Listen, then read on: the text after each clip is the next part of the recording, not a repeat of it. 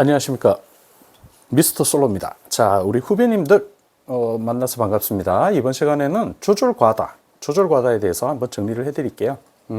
제가 양아시 공부를 처음 시작했을 때부터 상당히 많이 들었던 단어가 조절과다입니다. 그리고 여기에 대해서 최근에 또 우리 후배님 중에 한 분이 얼마 전에 저한테 질문하셨기 때문에 동영상으로 준비를 한번 해봤고요.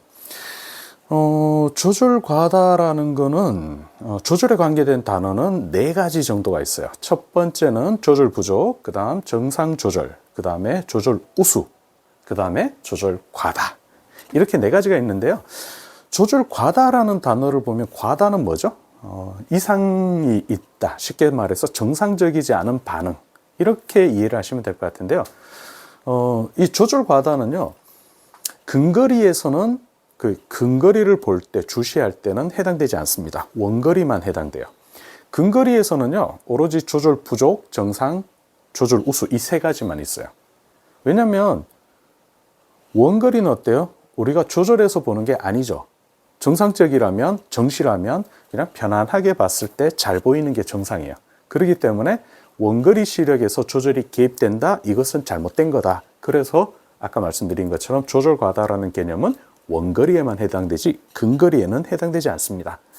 자, 그래서 이런 부분들에 대해서는 뭐 제가 또 텍스트로 정리를 해놨으니까 한번 보시고요. 자, 아까 제가 잠깐 그런 말씀 드렸죠. 조절 부족, 정상 조절, 조절 우수는 근거리에서.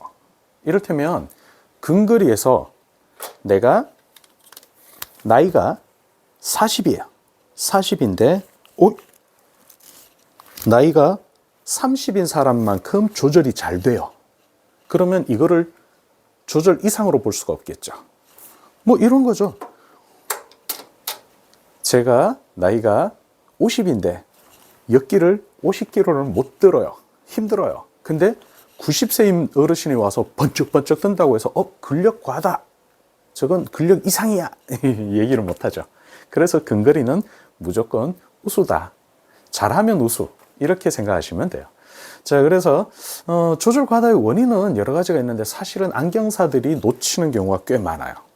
뭐냐 그러면 안경사가 유발한 경우도 있고요. 첫 번째로는 가까운 데를 막 열심히 오랫동안 책을 보거나 컴퓨터를 하거나 휴대폰을 보다가 바로 검사를 하는 경우, 눈 안에 있는 조절에 관계되는 모양체근 자체가 뻑뻑하게가 굳어가지고 경직돼 있는 상태에서 바로 검사를 하면 이제 과교정으로 들어가는 경우가 있고요. 그 다음에 이 과교정이 풀리게 되면 손님이 이거 어지러워서 못 쓰겠어요. 크레임이 되죠. 그러면 재교정되는 경우가 있는데 그걸 그대로 쓰고 다니는 분이 계세요. 과교정이 됐는데 불편을 못 느끼는 경우. 이게 조절과다입니다. 그래서 이분들은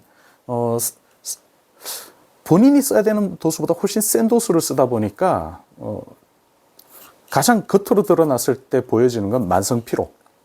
눈이 항상 피로해요. 두 번째, 미세충혈이 전반적으로 많아요. 근데 이게 체질적인 부분, 그 라이프 스타일하고 또 다른 게 뭐냐 그러면 유전적이거나 라이프 스타일 때문에 그러신 분들, 피로가 막 누적된 분들하고 다른 게 이분들은 오전과 오후 이 격차가 엄청나게 심합니다. 그래서 오전에는 초롱초롱 맑게 편안하게 보시던 분들이 바로 점심때쯤 되면 다시 전반적인 충혈과 그 다음에 피로가 누적이 되죠.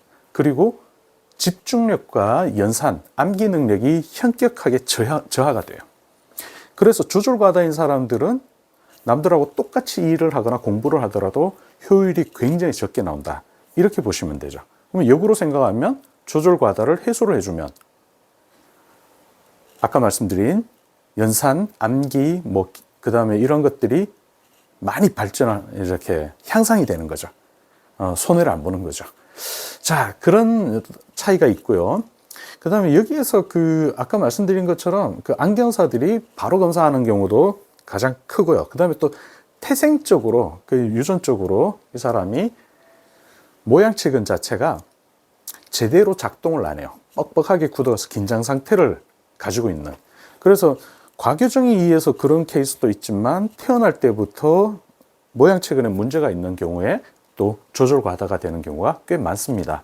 그리고 우리의 좀 어떤 안경사들의 습관적인 부분인데요. 손님이 오면 바로 자동 굴절력기에 앉혀서 띡띡 하고 바로 폴업터 딱 내려가지고 검사를 하게 되죠. 그러면 기계근시가 개입을 해요. 긴장 상태에서 기계근시가 개입된 상태로 검사를 하게 되면 역시 조절 과다를 유발하는 경우가 많습니다. 그리고 또 상당히 큰 원인 중에 네 번째가 뭐냐 그러면 수년 전 내지는 수십 년 전의 안경 도수를 그대로 계속 쓰시는 분, 이런 경우에는 안경 도수는 그대로지만 눈은 바뀌죠. 그래서 여기서 갭이 생기고 그것 때문에 조절 과다가 발생하는 경우가 꽤 많습니다. 현상은 아까 제가 그런 말씀 드렸었죠. 과교정된 안경을 쓰는 경우가 굉장히 많습니다. 그래가지고 이 사람은 완전 교정을 했을 때 굉장히 피로를 많이 느껴요. 애매하죠? 아니, 완전 교정을 했을 때 왜 피로를 느낄까? 근육 자체가 이제 그 전에 익숙해 있던 그 근육 상태에서 완전 교정을 하게 되면 혼란이 야기가 돼요. 이걸 피곤하다 내지는 위화감, 불편하다, 어지럽다 이렇게 표현하는 거죠. 뭐 술이나 담배 같은 거 엄청 하던 분이 갑자기 끊으면 뭐 생겨요? 금단 증상이죠. 그래서 조절 과다들은 예전에 높은 도수에 대해서 중독성을 가지다 보니까 제대로 된 도수를 하면 오히려 금단 증상이 일어납니다. 그래서 제대로 해준 안경에 대해서 클레임이 들어오는 경우가 굉장히 많아요. 그래서 검사를 하시고 나서 소통을 통해 가지고 내지는 이제 소비자의 동의를 얻어야 되겠죠. 한 번에 내려갈지 아니면 단계적으로 내려갈지. 저 같은 경우는 한 번에 교정해 줬다가 손해를 본 경우가 굉장히 많았어요. 초창기에. 요즘은 좀 덜하죠. 자, 다른 강의에서도 제가 그런 얘기 했었는데 시기능 평가 항목 중에 이런 게 있었죠. 팔프리즘 플리퍼, 베이스 인, 베이스 아웃 하면서 융합이 1분 동안에 몇 번 되는가. 만약에 1분 동안에 이 사람이 15회 이상 된다? 그러면 한 번에 내려가도 적응을 잘 할 수 있는 사람이에요. 근데 융합이 여력이 1분에 15회는커녕 뭐 5회, 6회 이렇게 되는 경우에는요. 한 번에 내려갔을 때 거의 100% 클레임이에요. 그럴 때는 한 단계씩 몇 달에 걸쳐서 계속 내려와야 돼요. 근데 그거 굳이 우리가 교정을 해야 되나요? 해야 되는 이유는 여러 가지가 있습니다. 자, 근데 아까 제가 마저 정리를 한번 해드리고 갈게요. 뭐냐면은 그 조절 과다인 사람들이 가입도 이제 누진다 초점을 썼을 때 초점이 맺혔다 안 맺혔다 하는 이 증상이 많이 나타나요. 그리고 아까도 말씀드린 공부나 업무에서 효율이 굉장히 많이 떨어진다라는 거. 제일 큰 문제는 이런 거예요. 정상 조절보다 노화 속도가 빨라요. 근데 이거는 큰 문제는 아니에요. 그죠? 노화 속도 빠르면 그냥 교정하면 되니까. 근데 진짜 큰 문제는 퇴화 속도도 빨라요. 그래서 나중에 시력이 잘 안 나오는 경우가 굉장히 많습니다. 이게 굉장히 좀 위험하다는 얘기죠. 또 뭐 그러다 보니까 원래 그 사람이 써야 되는 가입도보다 높은 도수의 가입도를 쓰는 경우가 꽤 많죠. 원거리에서 과교정이니까 당연히 근거리에서도 더 센 도수를 넣어야지만 잘 보이게 되죠. 자, 이런 굉장히 큰 문제점들이 좀 많습니다. 근데 이제 조절 과다를 확인하는 방법에 대해서 알려드릴게요. 제가 전에 다른 동영상에서도 그런 얘기를 했었는데요. 저는 사실 레드 그린 테스트를 별로 좋아하지 않습니다. 권하지도 않고요. 근데 조절 과다 환자를 빠르게 확인하는 방법 중에서 굉장히 유용해요. 레드 그린 테스트를 해보면 근신 사람이 녹색이 훨씬 깨끗하게 보이죠. 근데 재미난 거는 뭐냐면 녹색이 깨끗하게 보이니까 과교정이네 해가지고 도수를 뺍니다. 빼보면은 녹색이 또렷하던 게 좀 덜해지긴 하지만 시력 자체의 변화는 잘 안 생겨요. 대신에 밝기의 변화는 굉장히 많이 말을 합니다. 자, 우리가 검사 거리를 어느 정도 확보한 상태에서 예를 들어서 1.0을 봐요. 1.0을 보고 있는데 플러스 0.50을 넣었다. 쉽게 말해서 초점을 뒤로 밀어버렸어요. 그러면 시력이 0.8로 떨어져야 정상이죠. 근데 조절 과다들은요. 1.0을 보고 있는데 플러스 0.5를 집어넣는데 1.0을 봐요. 읽어보면 다 읽어요. 이 경우는 조절 과다입니다. 근데 실제로 만약에 떨어졌다. 플러스 0.5를 넣었더니 0.8이 됐다. 그럼 이건 조절 과다는 아니죠. 0.8이 오히려 저교정 상태가 되는 거죠. 자, 그래서 조절 과다를 확인하는 건 레드, 그린은 예비 검사로 유용하지만 실제 검사는 플리퍼를 통해서 실제로 넣어보시면 차이가 난다. 도수 변화가, 시력 변화가 없다. 이렇게 보시면 돼요. 대신에 이런 건 있죠. 망막에 초점으로 맺혔을 때는 시력, 시각에 관계가 되는데 주변부에 맺히는 건 뭐예요? 추치세포 옆에 간치세포 있죠. 얘네들은 명암을 느끼잖아요.